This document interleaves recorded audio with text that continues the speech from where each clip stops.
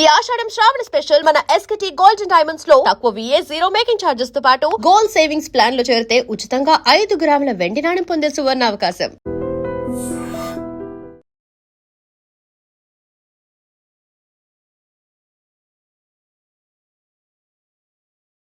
నమస్తే. Cockroach Janata party core committee సమావేశం August 5న జరగబోతోంది. ఈ సమావేశంలో మోదీ క్షమాపణ చెప్పాలి, విద్యార్థుల మీద పెట్టిన కేసును ఉపసంహరించుకోవాలి, వీటితో పాటు పూర్తి స్థాయి రాజకీయ పార్టీగా కాక్రోచ్ జనతా పార్టీని తీసుకురావాలని చెప్పి పెద్ద ఎత్తున డిమాండ్స్ వస్తున్న నేపథ్యంలో దీని మీద కూడా చర్చించే అవకాశం. వేళ అన్ని రాజకీయ పార్టీలాగానే ఇది కూడా పూర్తి స్థాయి రాజకీయ పార్టీ అయితే ఎలా ఉండబోతుంది?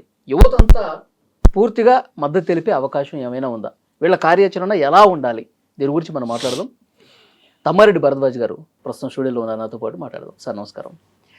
తమ్మారెడ్డి గారు, కాక్రోచ్ జనతా పార్టీ కేంద్ర మంత్రి చేత రాజీనామా చేయించి సంచలనం సృష్టించింది, మొదటి అడుగులోనే విజయం సాధించింది. ఇప్పుడు ఇంకా వాళ్ళ డిమాండ్స్ ఇంకా పెంచుతూ పోతూ ఉన్నారు. ఇక పూర్తిస్తే రాజకీయ పార్టీ కూడా చేసే ఆలోచనలో ఉన్నట్టుగా తెలుస్తోంది. ఎలా ఉండబోతుంది సార్ వాళ్ళ భవిష్యత్ కార్యాచరణ? నిజంగా పార్టీగా అయితే ఎట్లా ఉంటుందంటారు? అంటే వాళ్ళ దేశానికి ఆల్టర్నేట్ పార్టీ అవసరం ఉంది. అంటే కాంగ్రెస్ సరిపోవట్లేదా సార్? కాంగ్రెస్ సరిపోవట్లేదు. అంటే కాంగ్రెస్లో ప్రాబ్లం ఏంటంటే సరైన నాయకత్వం లేదు, ఆయనకి ఇంట్రెస్ట్ లేదు, రాహుల్ గాంధీ గారికి ఇంట్రెస్ట్ లేదు. సో ఎప్పుడైనా కానీ పదవి మీద వ్యామోహం ఉండకపోతే పని జరగదు.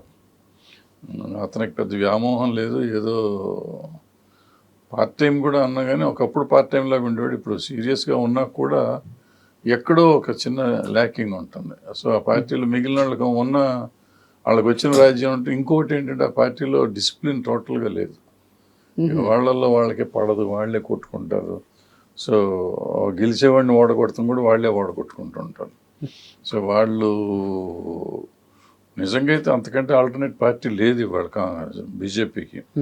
బట్ వాళ్ళల్లో వాళ్ళకున్న వైషమ్యాలు కానీ ద్వేషాలు కానీ ఇంకోటి కానీ, సో ఆ పార్టీ ఇప్పుడు దేశాన్ని వెళ్తానికి వాళ్ళకి అవకాశం చాలా అవన్నీ బీజేపీకి అనుకూలంగా మారిపోయాయి. అనుకూలంగా వీళ్ళు చేస్తున్నారు. బీజేపీ యాక్చువల్గా నిజంగా బీజేపీ గెలవట్లేదు, వీళ్ళు గెలిపిస్తున్నారు బీజేపీ. కాంగ్రెసే తెలియకుండా బీజేపీని సపోర్ట్ చేసి గెలిపిస్తాను. అందుకని ఆ బీజేపీ లేదు. ఇప్పుడు మిగిలిన పార్టీలని రీజనల్ పార్టీస్ అన్నీ కూడా వీళ్ళతో పోటీ పడలేకపోతున్నాయి. అంటే రీజనల్ పార్టీస్ అన్నీ రీజనల్ ఫీలింగ్తో వచ్చినాయి. ఇవాళ బీజేపీ మతం ఫీలింగ్తో వచ్చింది, హిందుత్వం మీదకి వచ్చింది. హిందుత్వం అనేసరికి మొత్తం భారతదేశం అంతటికీ హిందుత్వం వస్తుంది. ఇవాళ నా ఇది మెల్లిమెల్లిగా ఏం చేసినాయి, రీజనల్ పార్టీస్ అన్ని కాంగ్రెస్ పార్టీని మెల్లిమెల్లిగా పంపించేసినాయి. వాళ్ళు ఏం చేశారు, హిందుత్వం తీసుకొచ్చి యునైట్ చేసుకుంటూ వస్తున్నారు. సో హిందుత్వాన్ని కొట్టాలంటే ఇంక వేరే ఇంకేదే లేదు. సెక్యులరిజం అంటే దీన్ని ఇప్పుడు మొత్తం యాంటీ ముస్లిం చేశారు, యాంటీ ఇది చేశారు. ఏమనంటే బాబరు, ఔరంగజేబు పేరు చెప్తారు, లేకపోతే ఇంకోటి పేరు చెప్తారు, ఇంగ్లీష్ వాళ్ళ పేర్లు చెప్తారు. సో దాంతో ఏమవుతుందంటే ఇప్పుడు ఒక కరెక్ట్ కంటెంట్తో వచ్చేవాళ్ళు కాదు, అంటే సమాజంలో ఉన్న పరిస్థితులు తీసుకున్నాం. అది కాక్రోచ్ జనతా పార్టీ సరైన దానికి వచ్చి ఒక ఇష్యూ మీద పోరాడేసరికి గెలిచింది ఫస్ట్ టైం. ఈ 12 ఏళ్లలో బీజేపీ మీద రైతుల ఉద్యమం జరిగింది, ఇంకో 2-3 ఉద్యమాలు జరిగినాయి, కానీ ఏవి అంత లేదు. రైతుల ఉద్యమం కూడా 2 సంవత్సరం పైన జరిగింది, 1 మంత్లో ఇది సర్చ్ చేసుకొచ్చారు. సో వీళ్ళకి యువత శక్తి తెలియజేశారు. సో యువ నాయకత్వం కావాలి, ఫ్రెష్ థింకింగ్ కావాలి, ఆలోచన విధానం కూడా మారాలి. దేశం అంటే దేశానికి ఏం కావాలి, ఇప్పుడు మారిపోయింది, సిస్టమ్స్ మారిపోయినాయి, ఇంకా పాత విధానంతోనే ఉండాలి అనుకుంటే కష్టం. ఎక్కడ చూసినా సో దాని ప్రకారం మనం మారి చేసుకోవాల్సిన పరిస్థితి ఉంది. వాళ్ళు ఎంతసేపు ఒక ప్రాపగండాతో వస్తున్న పార్టీ, అది ఇష్యూతో ఏమన్నా రాగలిగితే పార్టీస్ గెలుస్తాయి, అవకాశం ఉంటుంది. అది ఇవాళ సిజేఐపి వచ్చింది. సో వీళ్ళు సరైన నాయకత్వం సరిగ్గా ఉంటే మొన్న చేశారు, చాలా బాగా చేశారు. ఎందుకంటే గాంధీజాన్ని నమ్ముకున్నారు వాళ్ళు ఎక్కడ చాలా శాంతియుతంగా చేశారు. ఎక్సెప్ట్ ఆ 20వ తారీఖు లాఠీచార్జ్ చేసినాక రాళ్ళగా దాడి ఉంటే కొన్ని సంఘటనలు ఉన్నాయి, బూతులు మాట్లాడతారు, ఇటువంటి కొంచెం చిన్నవి ఉన్నాయి. అవి అంత ఇదిగా తీసుకోవాల్సిన అవసరం, ఎందుకంటే అంత ఉద్యమంలో భయంకరమైన హింస జరిగి ఉండాల్సింది, అసలు హింసే లేదు. ఓకే, పోలీసు కేవలం రాళ్ళు వేసుకోవటం, లాఠీ చార్జ్ జరగటం, అది కూడా రాళ్ళు తెచ్చిపెట్టి ఇవన్నీ చేసుకుంటూ రెచ్చగొట్టి కావాలని చేయించినంత విధంగా ఉండింది అనిపించింది. నిజం అబద్ధం మనకు పూర్తిగా తెలియదు కానీ, బట్ ఏదైనా కానీ ఇటువంటి ఉద్యమాలు జరిగినప్పుడు కొంతమంది కొన్ని శక్తులు, అవి ఎవరు అనేది నాకు తెలియదు, కొన్ని శక్తులు చెడగొడితే అది ఇంతకుముందు గతం నుంచి ఉన్నాయి. అవును, గతం నుంచి ఉన్నాయి. వాళ్ళేంటంటే అవకాశం కోసం చూస్తూ ఉంటారు. అవకాశం వచ్చి దాన్ని హింసాత్మకంగా మారిస్తే దానికి ఇంకో రకంగా అడ్వాంటేజ్, పొలిటికల్ పార్టీస్కి అడ్వాంటేజ్ ఉంటుంది. ఓకే, సో దాన్ని చేస్తూ ఉంటారు.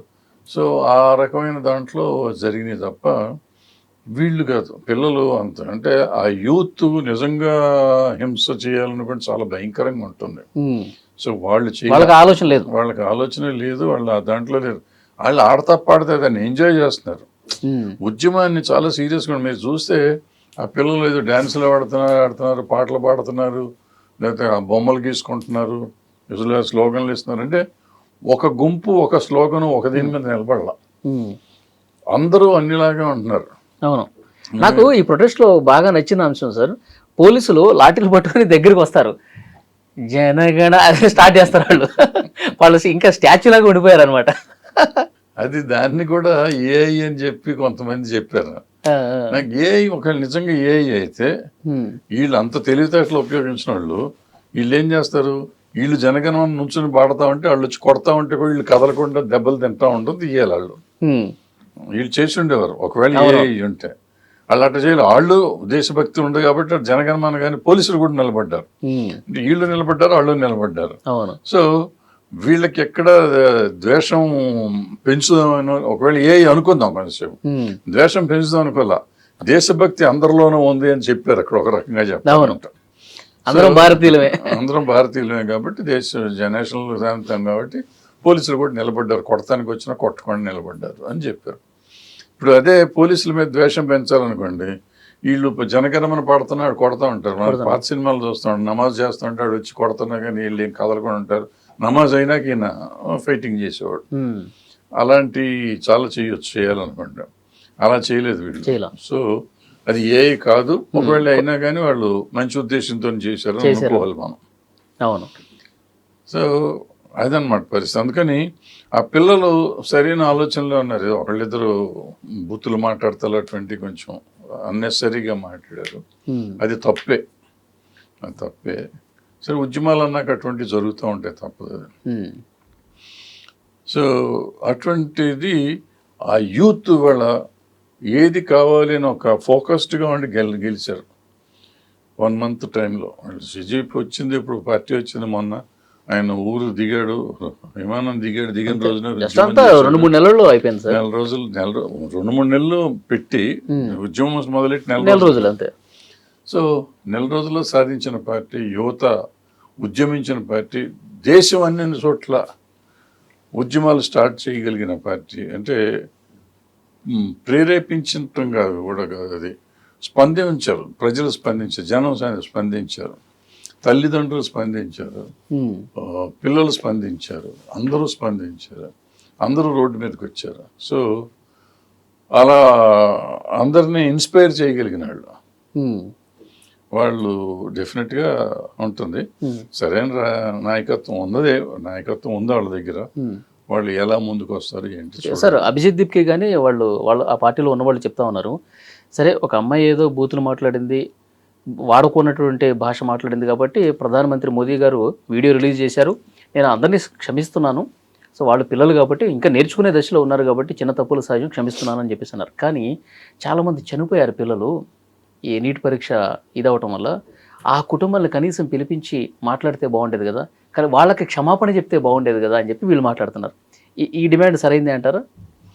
అంటే ఇప్పుడు ఈ క్షమాపణల వల్ల వచ్చేది ఉందా పోయేది ఉందా అంటే క్షమాపణ చెప్పాలి. ఇప్పుడు ఏమవుతుందంటే ఇవన్నీ క్షమాపణ చెప్తే పోయిన పిల్లలు రారు, డబ్బులు ఇస్తే పోయిన పిల్లలు రారు.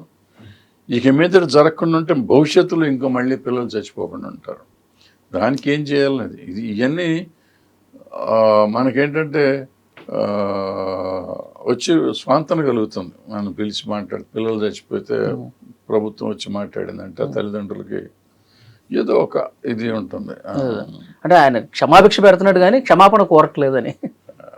తను కోరాలి డెఫినెట్గా. అది తప్పే కాదనుకుంటున్నారు కదా. ఇప్పుడు వాళ్ళు ఏమంటున్నారు, మీకు ఎలక్షన్ పోస్ట్పోన్ అవటం వల్ల మీరు తర్వాత మళ్ళీ చదువుకోగలిగారు కదా అని ఒక మంత్రి గారు స్టేట్మెంట్ ఇచ్చారు. సో జరిగింది తప్పు కాదు అన్న పద్ధతిలో ఉన్నారు. వాళ్ళ మీద యాక్షన్ తీసుకున్నాం అంటే ఆయన రిజిగ్నేషన్ లెటర్లో కూడా దేశం కోసం ఆయన రిజైన్ చేసి అన్నాడు కానీ తప్పు జరిగినందుకు రిజైన్ చేశాను అనలా. అంటే 20 మంది చనిపోయినా సరే ఇంకా తప్పు మినిస్టర్ గారు తప్పు అనలేదు కదా. ఏమన్నాడు ఆయన, దేశం కోసం, దేశంలో అరాచక శక్తులు ప్రబలిపోకుండా ఉండటం కోసం, విద్యార్థులు పెడదారిని పట్టకుండా ఉండటం కోసం నేను రిజైన్ చేస్తాను అన్నాడు. ఆయన్ని అందరూ మళ్ళీ మర్నాడు పార్లమెంట్కి వస్తే ఆయన్ని చాలా చాలా సో హీరో. నిన్న ఒడిషా వెళ్తే పూలదండలు వేసి అంత ఆహ్వానం పలికారు.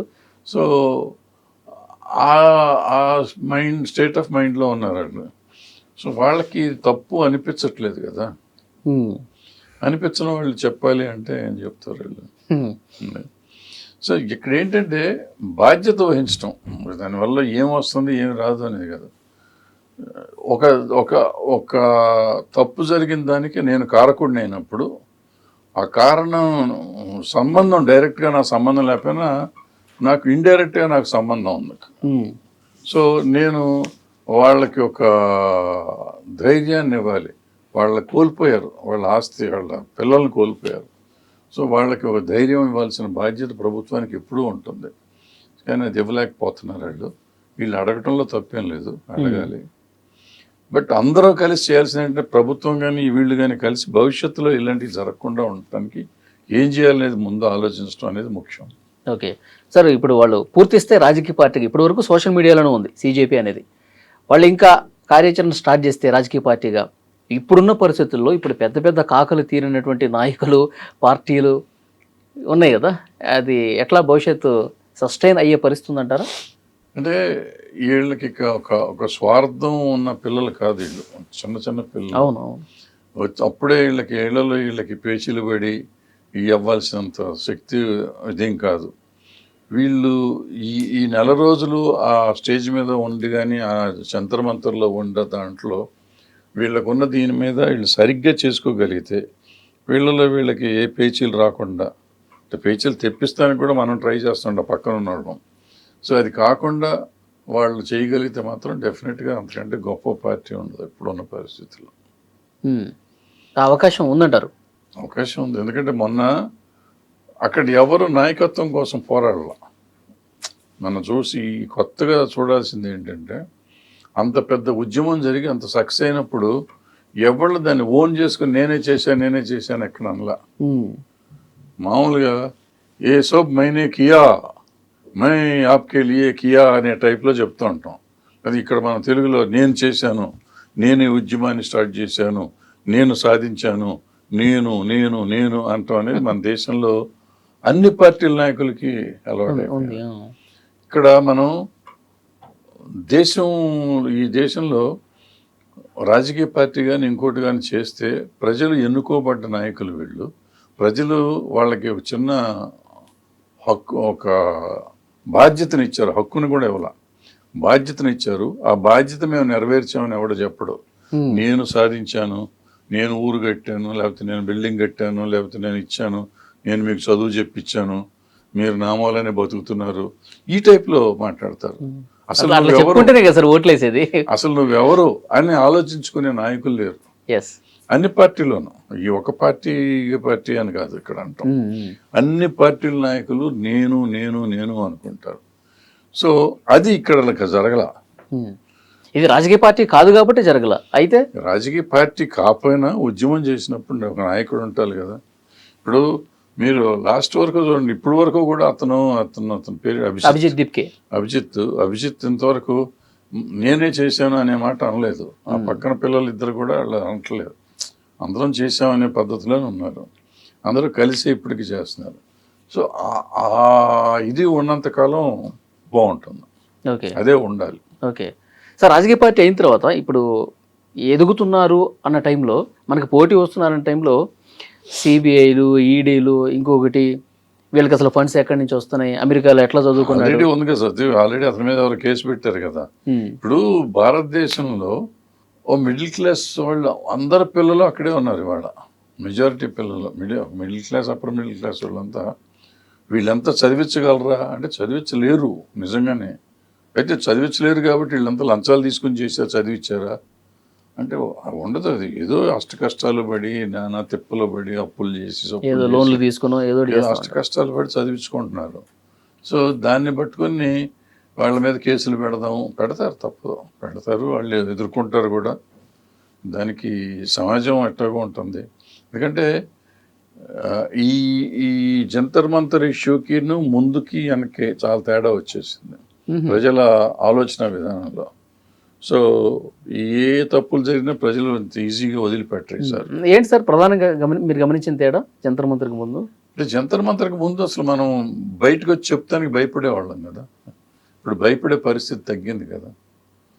ఇప్పుడు అక్కడ తల్లిదండ్రులు వచ్చారు, తల్లిదండ్రులు చాలామంది మేము ఇంతకుముందు ఒక పార్టీకి ఓటేసాం, ఇప్పుడు మేము వేయము, లేకపోతే ఇంకోటో అనే పరిస్థితికి వచ్చారు. ఒకవేళ వాళ్ళకి నిజంగా మనసులో ఉన్న బయటికి చెప్పే పరిస్థితి లేదు, అంతకుముందు చెప్పుకోగలుగుతున్నారు. ఓకే. సో నేను కూడా అభిజిత్ ఒక మాట అన్నాడు, నేను కాక్రోజ్ జనతా పార్టీ పెట్టినప్పుడు ఇట్లా ఢిల్లీకి వస్తున్నప్పుడే నాకు మా పేరెంట్స్కి ఫోన్ చేసి బెదిరించడం, చంపేస్తాను అనటం, ఇవన్నీ కూడా జరిగినాయని కూడా చెప్తా ఉన్నాడు ఆయన. అందరినీ ఇప్పటికీ బెదిరిస్తూ ఉన్నారు కదా, బెదిరింపులు అనేవి జరుగుతాయి. అంటే అది సహజం. పొలిటికల్ పార్టీస్ ఉన్నాక నాకు అపోజిషన్ వచ్చినప్పుడు అపోజిషన్ బెదిరించడం అనేది సహజం. దాన్ని సీరియస్గా తీసుకోవాలా, భయపడక్కర్లేదా? ఒక్కోసారి నిజం కూడా జరగచ్చు, వాళ్ళు చెప్పింది చేయొచ్చు, ఒక్కోసారి చేయకపోవచ్చు. జరిగితే అంతే, జరగకపోతే. ఓకే సార్, వీళ్ళు పార్టీ పెట్టిన తర్వాత వీళ్ళ ఫోకస్ అంతా ఓన్లీ యూత్ మీదే ఉంటుందంటారా? విద్య గురించి ఎందుకమ్మా ఇప్పుడు ఆ పార్టీ పెట్టారు, నా బోటోళ్ళు కూడా మేము సపోర్ట్ చేశాం కదా. అంటే మేము వెళ్ళి దాంట్లో చేరమా అనేది పక్కన పెడితే ఫోకస్ ఉంటుంది, దేశమే కదా వాళ్ళకి. ఓకే. ఆ పిల్లల తల్లిదండ్రులు కూడా అక్కడికి వచ్చారు కదా, వాళ్ళ తల్లిదండ్రులు వచ్చారు, తాతలు ముత్తాతలు కూడా వచ్చారు కదా. సో అందరికీ దేశం బాగుండాలనే కోరిక. ఇప్పుడు ఏ దేశం అయినా బాగుండాలంటే విద్య, వైద్యం ఈ రెండు బాగుండాలి. ఈ రెండు బాగుండాలంటే ఆ రెండే వాళ్ళు అడుగుతున్నారు. సో అవి రెండు మీకు ఆటోమేటిక్గా దేశం బాగుపడుతుంది. ఓకే. సో భారతదేశంలో కూడా పార్టీ ఉన్నా ఆ పార్టీ ఉన్నా ఈ 75 సంవత్సరాల్లో గణనీయమైన అభివృద్ధి సాధించాం. ఇప్పుడు మనం అనవసరంగా వీళ్ళు వచ్చి వాళ్ళు అసలు ఏమీ చేయలేదని, వాళ్ళు వచ్చి వీళ్ళేమీ చేయలేదని అంటారు. కానీ వాళ్ళు చేయగలిగింది వాళ్ళు వచ్చినప్పుడు అసలు ఏం లేదు ఈ దేశంలో. వాళ్ళు ఉన్న 60 ఏళ్లలో ఒక ఎక్స్టెంట్కి తీసుకొచ్చారు, వీళ్ళు వచ్చినాక ఇంకొంచెం ఎక్స్టెంట్కి తీసుకొచ్చారు. వనరులు లేకుండా రూపాయి లేని దేశం నుంచి దేశాన్ని ఒక స్టేజ్కి తీసుకొచ్చారు, ఆ స్టేజ్ నుంచి ఇంకొంచెం ముందుకు తీసుకొచ్చారు వీళ్ళు. సో ఎవళ్ళ గొప్పతనం వాళ్ళకు ఉంది, ఆ గొప్పతనాన్ని మనం గుర్తించుకోవాలి తప్ప ఎంతసేపు వాళ్ళని ఊరికే తిట్టుకుంటా దేశాన్ని నాశనం చేశారు అనే పద్ధతిలో వెళ్ళటం కాకుండా మన దేశాన్ని ముందుకెట్ట తీసుకెళ్లాలని ఆలోచించేది ఈ పిల్లలు. ఓకే. సో ఈ పిల్లల మీద నమ్మకం ఉంది, నాకుంది, అలాంటి వాళ్ళు చాలా మందికి. సో ఇది చూసిన తర్వాత సార్ దేశంలో భవిష్యత్తులో రాజకీయం మారబోతోంది, ఆ స్టైల్ మారబోతుంది అనేది కూడా డెఫినెట్గా మారుతుందమ్మా, మారింది. ఇప్పుడు మీరు సింపుల్గా చూసుకోవాల్సింది ఏంటంటే, ఇంత పెద్ద ఉద్యమం జరిగినప్పుడు వీళ్ళందరూ వెళ్ళి వాళ్ళకి సపోర్ట్గా ఉన్నారు తప్ప, సపోర్ట్ చేశారు తప్ప ఉద్యమాన్ని క్యాప్చర్ చేయడానికి ఎవరు ట్రై చేయలే. అంత ఉద్యమం జరిగిపోతే గబుక్కుని ఏదో ఒక పొలిటికల్ పార్టీ లాగేసుకుని ఇది మా పార్టీ చేసింది అనేవారు గతంలో ఎంతమంది. అట్లా జరగంది ఎప్పుడు? జయప్రకాష్ నారాయణ గారు ఎప్పుడు జరగలేదు, అన్నా హజారే ఎప్పుడు జరగలేదు, గాంధీ గారి మీద నడిచింది, కాంగ్రెస్ అప్పుడు ఉండింది, నడిచింది. అప్పుడంతా త్యాగాలతో ఉన్నదే పార్టీ అది అప్పుడు, ఆ రోజుల్లో. ఇప్పుడంతా స్వార్థాలు అనుకోండి. సో జయప్రకాష్ నారాయణ గారు కానీ లేకపోతే మొన్న అన్నా హజారే గారు కానీ ఓ డిఫరెంట్గా వచ్చింది. సో వాళ్ళకి ఇద్దరికి స్వార్థం లేదు, వాళ్ళిద్దరు నాయకుల వల్ల. అప్పుడు గాంధీ గారి వల్ల, జయప్రకాష్ నారాయణ గారి వల్ల, అన్నా హజారే వల్ల. ఇప్పుడు వీళ్ళు వచ్చారు, వీళ్ళు పిల్లలు చాలా చిన్న పిల్లలు, వీళ్ళంతా కొంచెం పండిన వాళ్ళు, వయసులో పండిన వాళ్ళు. వీళ్ళు అసలు చాలా 30 ఏళ్ళు లోపు ఉన్నాళ్ళు. సో ఇది ఒక కొత్త ఆలోచన విధానంతో వస్తున్నారు, డెఫినెట్గా బాగుంటుంది. చూద్దాం సార్, నిజంగా వీళ్ళు రాజకీయ పార్టీ పెడితే వాళ్ళు ఏ విధంగా ప్లాన్ చేసుకుంటారు తర్వాత మళ్ళీ మాట్లాడుకుందాం sir. Thank you very much.